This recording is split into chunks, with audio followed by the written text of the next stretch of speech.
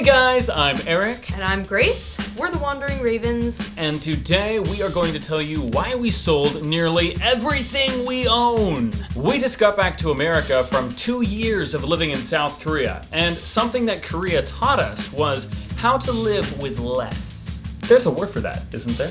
Minimalism. What's minimalism? Minimalism for us is intentionally living with less so that we can focus more on experiences as well as have more time to spend together. Ooh, I like that. Here's a quick backstory on how Korea taught us minimalism. We got married in 2016, and as American kids do, we quickly acquired a lot of stuff. Officially moving down to the beach house. Woo!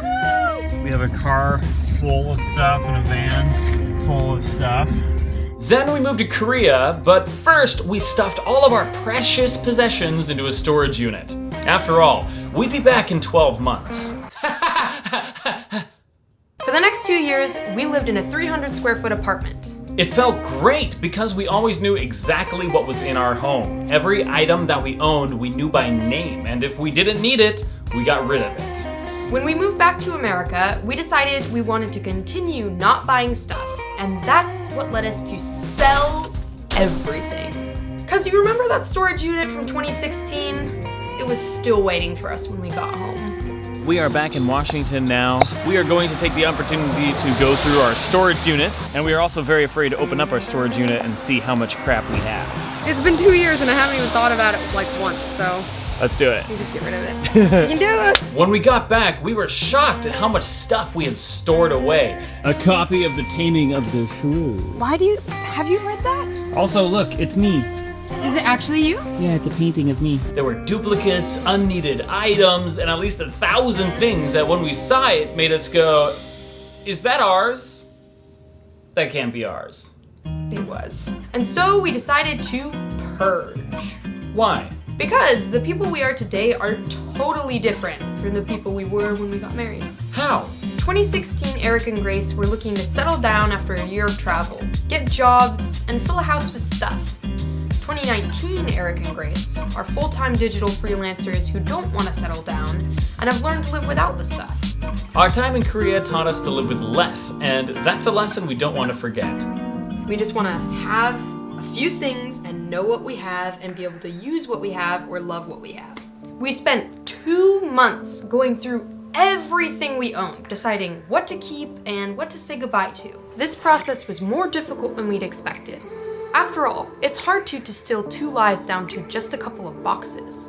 But after much blood, sweat, and tears, we were finally able to separate the things we needed from the extra fluff that doesn't fit into our life anymore.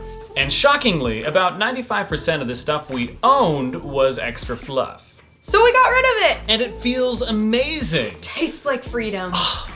And that's the backstory. Now let's talk a little bit about 1, how we decided what to get rid of, 2, the stuff we kept, and 3, how we are able to live with so little stuff. We began our purging process the same week that Marie Kondo's Netflix special came out, which was a great coincidence and very inspirational.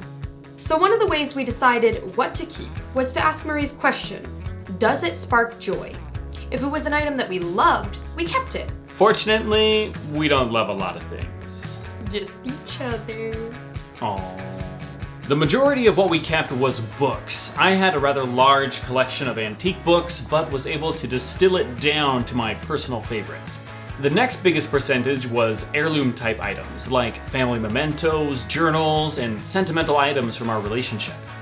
Lastly, there were a couple of kitchen things we kept, toiletries, some clothes for each of us, and some other miscellaneous items that we might need while house sitting. And that brings us to how we are able to live with so little stuff. In a couple of words, house sitting. Since moving back to the States, we have become house sitters and so far have stayed at 4 different houses. House sitting is great because, number 1, we don't have to pay for rent or utilities, so we can put that money towards travel.